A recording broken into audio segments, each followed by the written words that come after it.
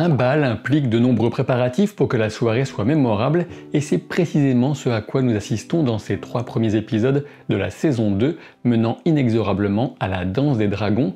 L'épisode 3 nous offre des scènes fortes, à la logique éventuellement contestable, mais dans l'ensemble, la magnificence reste fidèle au rendez-vous.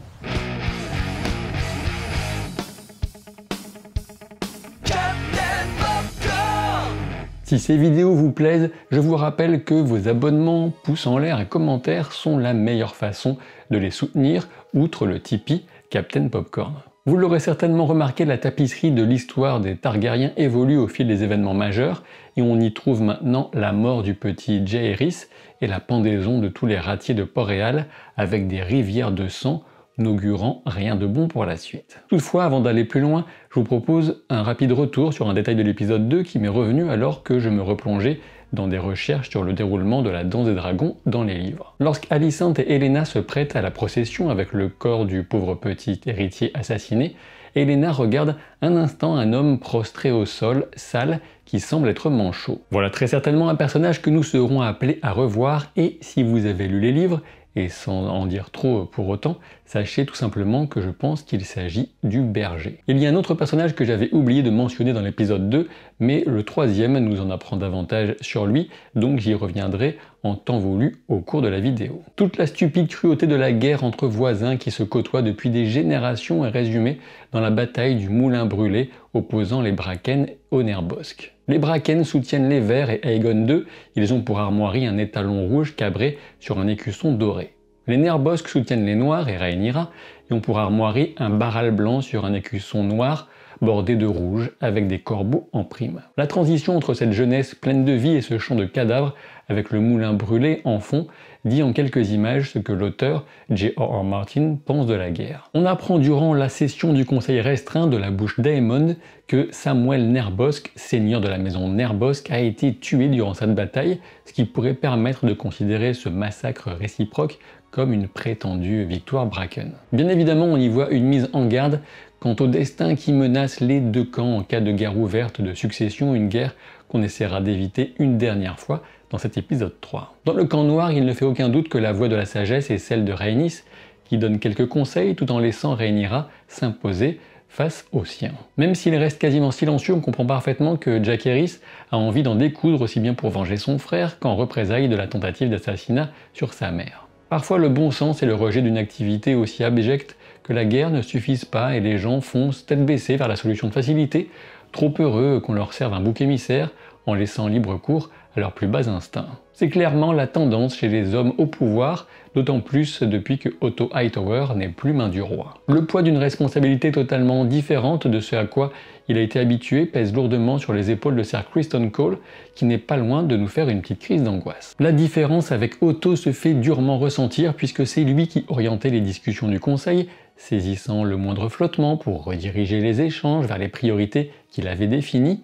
Alicente souligne d'ailleurs que la discipline se relâche dans les échanges au sein du conseil, tandis que les avis partent dans tous les sens et qu'on s'envoie même des piques entre membres. Autant pour compenser son manque d'expérience que pour échapper à cette charge dont il ne veut pas véritablement, Sir Criston Cole se précipite dans une expédition militaire qui l'éloignera de la pression de ces séances du conseil, un départ qui arrive plus tôt encore que dans les livres d'ailleurs, on peut le souligner au passage. On m'en voudra peut-être de ne pas souligner encore qu'il est assez amusant de voir la fameuse dague d'acier valyrien dans la main d'Aegon II, dont on sait le rôle essentiel dans le déroulement de Game of Thrones, alors même que la prophétie du prince qui fut promis est rappelée en fin de cet épisode 3. Pour en revenir à l'essentiel, Sir Criston Cole s'en remet à une tactique audacieuse qui entend tourner les allégeances et grossir ses rangs au fur et à mesure des maisons qu'il convaincra à la tête de sa troupe initiale.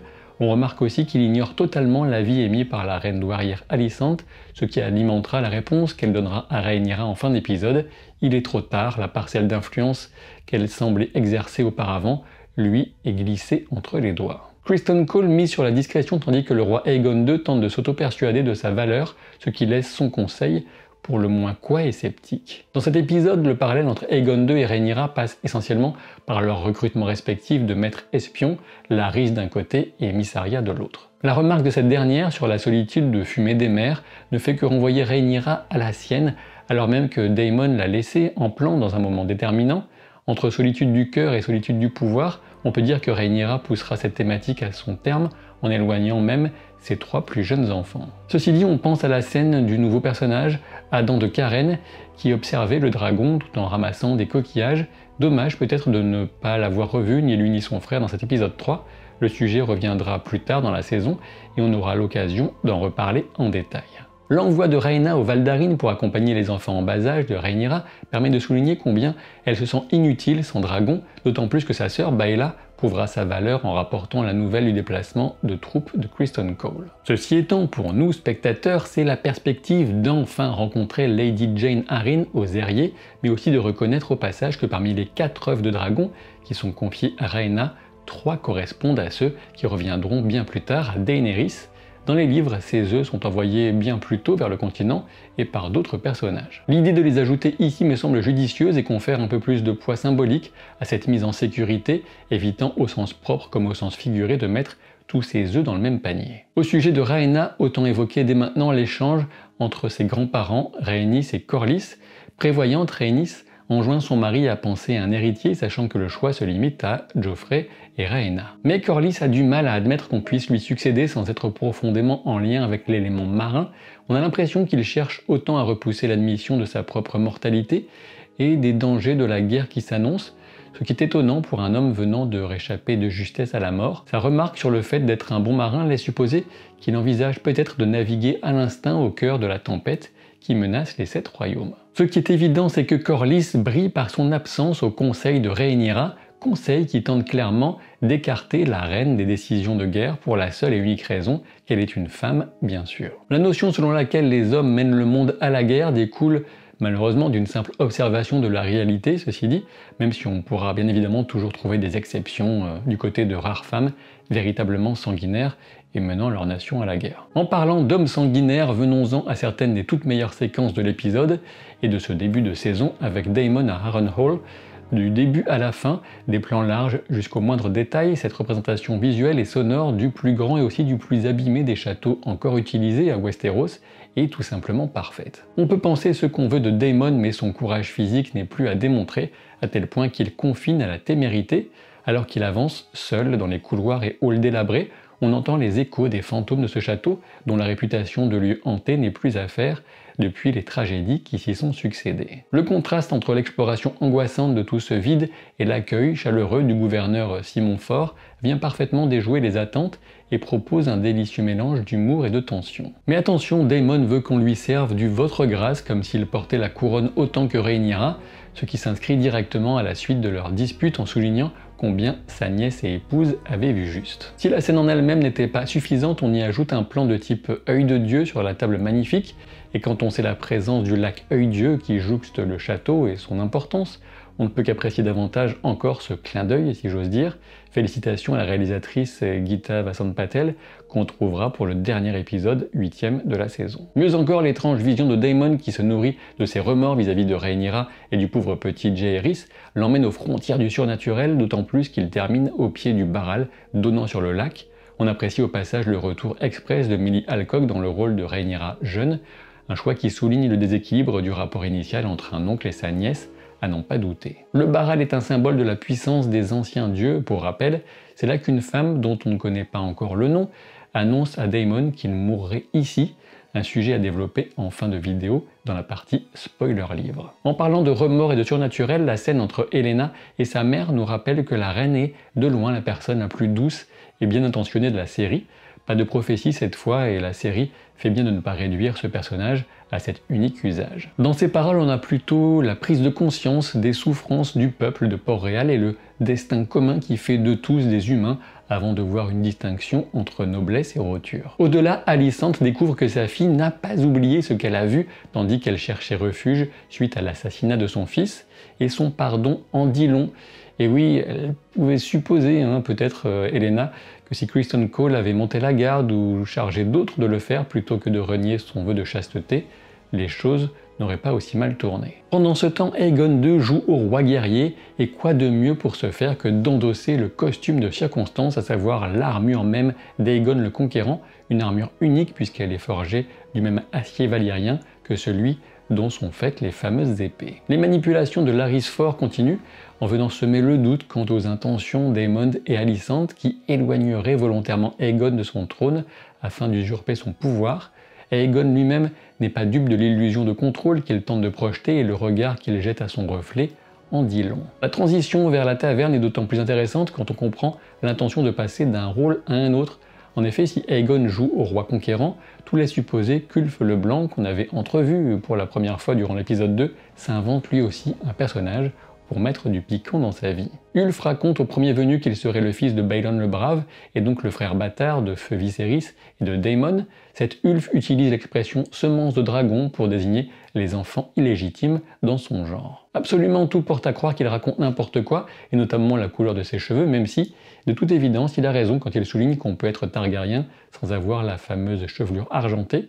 Quoi qu'il en soit, il reconnaît la légitimité de Rhaenyra quelques instants seulement avant l'arrivée d'Aegon II, dont il sera le premier, bien sûr, à louer le nom pour emporter les acclamations de la salle. Une duplicité probable donc qu'on retrouve chez Aegon, deuxième du nom, qui emmène avec lui ses amis qu'il a nommés à la garde royale et à qui il a reproché juste avant leur manque de chasteté pour ensuite filer à la taverne et au lupanar en leur compagnie. Aegon va reporter sur son frère Aemond toute la bêtise dont il est capable, alimenté en cela par les boniments de Larys Strong, Larys Fort si vous préférez, devenu son maître des chuchoteurs en récompense de ses déloyaux services. La scène sert surtout à souligner les personnalités opposées, même diamétralement opposées des frères, tandis qu'Aemond privilégie une forme de droiture et de froideur, quitte à piétiner au passage la réalité de ce qu'il ressent pour Sylvie, réalité qui serait évidemment perçue comme une faiblesse inexcusable. Agressé de la sorte dans un moment de grande vulnérabilité, on doit reconnaître la maîtrise de soi dont fait preuve Aemond, ce qui le rend d'autant plus dangereux. Le départ de Criston Cole va s'accompagner de l'introduction de Gwaine Hightower qui a toutes les manières de la haute noblesse imbuvable et prend Cole de haut du fait de sa basse extraction. On apprécie au passage la beauté des costumes et armures et la diversité de la palette des ambiances, échappant aux clichés d'un Moyen-Âge grisâtre. Une chose est certaine, se faire prendre de haut, c'est exactement ce qui arrive ensuite à Gwaine quand Baela surgit des cieux, menant à bien sa mission de reconnaissance des mouvements de troupes grâce à son dragon Danselune. Même si elle avait été largement utilisée en promotion de la saison, la scène n'en reste pas moins impressionnante et le rapport de force entre les deux chevaliers déjà largement rééquilibré. L'épisode se termine avec la folle rencontre de Rhaenyra et Alicent. Il s'agit d'une invention de la série, on pourrait arguer qu'il s'agit surtout d'une prise de risque absolument démesurée pour Rhaenyra. Ce qui pose problème ici, ce n'est pas tant de passer incognito à Port-Réal, mais plutôt de rencontrer Alicent et d'en ressortir indemne. Seule l'affection qui a uni les deux jeunes femmes des années auparavant justifie qu'Alicent laisse Rhaenyra partir, et c'est déjà largement tiré par les cheveux. Mais personnellement, ce qui me chagrine surtout, c'est que le véritable rôle d'une maîtresse des chuchoteurs serait surtout d'informer Rhaenyra de l'évolution des rapports de force au sein de la cour du Donjon Rouge. Si Rhaenyra avait su qu'Alicent n'avait plus véritablement voix au chapitre, elle se serait épargnée cette mission quasi suicidaire. Ceci étant posé, on doit reconnaître qu'il en résulte une scène magnifique, aussi bien visuellement que dans le face-à-face splendide offert par Emma Darcy et Olivia Cooke. Nous avons enfin la possibilité de voir le fameux quiproquo levé et les résultats en sont spectaculaires dans la bataille se livrant sur le terrain, des visages éclairés à la flamme. Dans les gros plans, on apprécie justement d'avoir souvent deux flammes en rappel à l'incandescence de ces deux femmes de pouvoir et de volonté que sont Alicent et Rhaenyra. Leur justesse permet de percevoir la tristesse et la résignation de Rhaenyra alors qu'elle commence à accepter que son père l'a déshéritée du trône sur son lit de mort pour ensuite laisser place à une détermination absolue lorsqu'elle a enfin la certitude que les présomptions du camp vert ne reposent sur rien de plus qu'un malentendu. Plus encore, l'évocation de la prophétie du prince qui fut promis ne fait que rappeler Rhaenyra que le destin même de Westeros, et peut-être du monde, dépend de la capacité des Targaryens à se maintenir au pouvoir, du moins dans l'interprétation qu'en faisait Viserys. Du côté d'Alicent, la prise de conscience de son erreur est profondément dévastatrice. Elle sait qu'il est trop tard, que les événements ont largement échappé à son contrôle et que, même si elle voulait essayer de freiner la guerre, elle ne ferait que briser l'élan de son propre camp alors que la charge est déjà lancée. Un nouveau plan en mode œil de Dieu vient s'inviter dans le somptueux septuaire de Baelor, comme pour souligner que les personnages ont beau s'agiter, le destin est désormais en marche. Avant d'en venir à quelques spoilers sur les livres, je vous invite à nouveau aux abonnements à la chaîne et à laisser vos commentaires si vous ne voulez pas finir en vous balançant. Et oui, je fais bien référence à un JB avec bonus picorage de corbeau et pas une balançoire dans le jardin d'une maison familiale. Vous me prenez pour qui? Attention, préparez-vous, les spoilers commencent tout de suite. Donc nous voici avec Ulf, Hugh et Adam qui ont été introduits. Il ne nous manque plus qu'Orti pour avoir 4 semences de dragon. Il y a un mystère autour de l'apparition de ce personnage, Orti, pourtant assez important en saison 2. Il faudrait éventuellement attendre la 3e ou encore accepter une réécriture qui donnerait les principaux attributs de son rôle à un autre personnage. Quoi qu'il en soit, je trouve intéressant de jouer avec l'incertitude des origines d'Ulf le Blanc notamment, puisqu'une des grandes questions en suspens dans ce monde inventé par J.R.R. Martin consiste à savoir s'il est indispensable d'avoir du sang valyrien pour devenir dragonnier. Même si Ulf le Blanc manque quant à son origine, il peut par chance avoir un lointain ancêtre targaryen et de ce fait avoir juste ce qu'il faut de son targaryen pour parvenir à monter un dragon. Si vous débattez du sujet en commentaire, pensez à inclure une balise spoiler pour préserver les non-lecteurs. Enfin, j'en viens à Daemon dont la mort a été prophétisée par Alice Rivers. Cette dernière est un personnage qui connaît de nombreuses variations selon les sources évoquées dans Feu et Sang. Ici, elle apparaît comme étant loin d'être simplette. Alors est-elle une sorcière des bois ou plus encore? D'où proviennent ces pouvoirs prophétiques qui semblent bien plus maîtrisés que ceux d'une rêveuse comme Helena notamment? Quel âge a-t-elle réellement et de quel prodige serait-elle capable? Même si j'avoue que ça pourrait me plaire de voir la série explorer les trop rares expressions de magie de ce monde au travers de ce personnage, je doute néanmoins qu'on aille bien loin dans cette direction. Et pourtant le personnage est d'autant plus intéressant que son devenir final reste inconnu dans les livres et qu'on lui prête quand même un pouvoir suffisant pour qu'une de ses malédictions tue un homme quasiment sur le champ. On sait bien que l'île aux Faces se trouve au centre du lac Œil-Dieu et la légende veut qu'on y trouve les mystérieux hommes verts et peut-être même de derniers membres du peuple des enfants des forêts. Il serait étonnant que le pouvoir d'Alice Rivers n'ait aucun rapport avec cette proximité, et le choix de la série de la faire intervenir face à un Barral pourrait bien renforcer cette supposition. Dernière interrogation, je me demande si la maison de plaisir de cet épisode ne pourrait pas correspondre à la maison des baisers des livres. Pour rappel, c'est de là que partira tout le mouvement autour du petit Gaemon cheveux pâles, fils de la prostituée Essie, et qui prendra de l'importance durant la fascinante période de la Lune des Trois Rois. Les bases sont posées pour un attachement du petit peuple à la reine Helena, et on devrait voir le développement progressif d'autres personnages roturiers pour venir donner de l'ampleur à cet épisode marquant qu'on peut supposer voir survenir en saison 3 ou 4, selon le découpage qui aura été choisi par les scénaristes. Encore une fois, j'espère que cette vidéo vous a plu, et je vous donne rendez-vous pour de nouvelles aventures très rapidement. À la prochaine.